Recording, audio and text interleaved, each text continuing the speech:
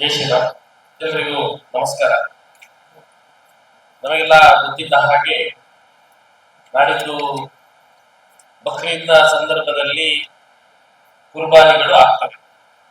ಈ ವಿಚಾರದಲ್ಲಿ ಗೋವಂಶದ ಕುರ್ಬಾನಿ ಆಗಬಾರ್ದು, ಹಾಗೆ ಹಿಂಸಾತ್ಮಕವಾಗಿ ಗೋವನ್ನ ಸಾಗಾಟ ಮಾಡಬಾರ್ದು ಎನ್ನುವಂತಹ ಮನವಿಯನ್ನ ವಿಶ್ವ ಹಿಂದೂ ಪರಿಷತ್ತು ಈ ಪತ್ರಿಕಾಗೋಷ್ಠಿಯ ಮೂಲಕ ನಾವು ಮಾಡ್ತಾ ಇದ್ದೇವೆ. ಒಟ್ಟು ರಾಜ್ಯ ಮತ್ತು ದೇಶದ ಕಾನೂನಿನಲ್ಲಿ ಒಟ್ಟು ಇದ್ದಂತೆ ವ್ಯವಸ್ಥೆ ಇದ್ದಂತೆ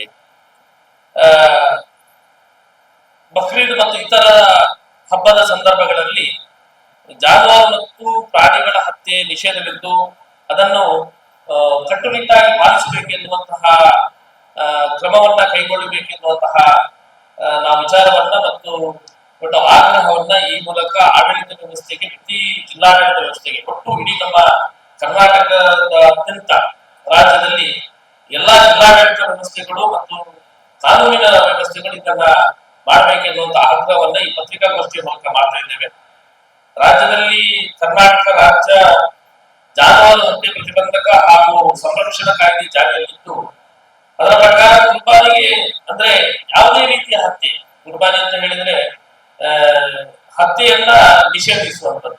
ಹಾಗೆ ಯಾವುದೇ ರೀತಿಯ ಹತ್ಯೆ ಹಾಗೂ ಶಿಕ್ಷಾರ್ಹವಾಗಿ ಅಂದ್ರೆ ಒಟ್ಟು ಮೇಲೆ ಮೇಲೆ ಹಾಕೊಂಡು ಈ ರೀತಿಯಾಗಿ ವಾಹನಗಳಲ್ಲಿ ಜಾನುವಾರುಗಳನ್ನು ಸಾಗಿಸುವಂಥದ್ದು ಇದು ಒಂದು ಅಪರಾಧವಾಗಿರುತ್ತದೆ. ಹಾಗಾಗಿ ಕುರ್ಬಾನಿಯನ್ನ ಮಾಡುವಂತಹ ಸ್ಥಳ ಮತ್ತು ಯಾವ ವಾಹನಗಳಲ್ಲಿ ಈ ರೀತಿಯಾಗಿ ಹಿಂಸಾತ್ಮಕವಾಗಿ ಸಾಗಾಟವನ್ನ ಮಾಡ್ತಾರೆ ಇದನ್ನ ಸರ್ಕಾರ ಒಟ್ಟುಗೋಲು ಹಾಕುವಂತ ಅವಕಾಶ ಕಾನೂನಿನಲ್ಲಿದೆ. ಹಾಗಾಗಿ ಇದನ್ನ ಒಟ್ಟುಗೋಲು ಹಾಕಬೇಕು ಮತ್ತು ಅದರ ಪ್ರಕಾರ ಅದಕ್ಕೆ ಕೇಸ್ಗಳನ್ನ ದಾಖಲಿಸಬೇಕು ಎನ್ನುವಂತ ಆಗ್ರಹವನ್ನ ಈ ಮೂಲಕ ಮಾಡ್ತಾ ಇದ್ದೇವೆ.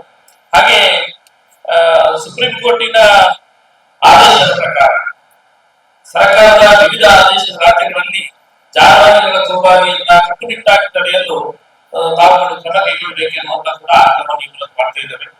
ಒಟ್ಟು ಎಲ್ಲಾ ಜಿಲ್ಲೆಯ ವ್ಯಾಪ್ತಿಯಲ್ಲಿ ಅದು ಸರ್ಕಾರದ ಕಾನೂನಿನ ಮೂಲಕ ಬರುವಂತ ಎಲ್ಲಾ ವ್ಯಾಪ್ತಿಗಳಲ್ಲಿ ನಾಕಬಂದಿಯನ್ನ ಹಾಕಬೇಕು, ನಾಡಿನ ವರೆಗೆ ನಾಕಬಂದಿಯನ್ನು ಹಾಕಬೇಕು ಮತ್ತು ಜಾನುವಾರುಗಳನ್ನ ಅದು ನಡೆದುಕೊಂಡು ತೆಗೆದುಕೊಂಡು ಹೋಗುವಂಥದ್ದು ಇದಕ್ಕೂ ಕೂಡ ಕಾನೂನಿನಲ್ಲಿ ಅದಕ್ಕೆ ನಿಷೇಧವಿದ್ದು ಅದನ್ನು ಕೂಡ ಈ ರೀತಿಯಾಗಿ ಕೊಂಡು ಹೋಗುವಂಥದ್ದು ಅದಕ್ಕೆ ಕೂಡ ಪತ್ತೆ ಹಿಡಿದು ಅದನ್ನ ಅದರ ಮೇಲೆ ಕೇಸ್ಗಳನ್ನ ದಾಖಲಿಸಬೇಕೆನ್ನುವಂಥದ್ದು ಇರುವಂತದ್ದು.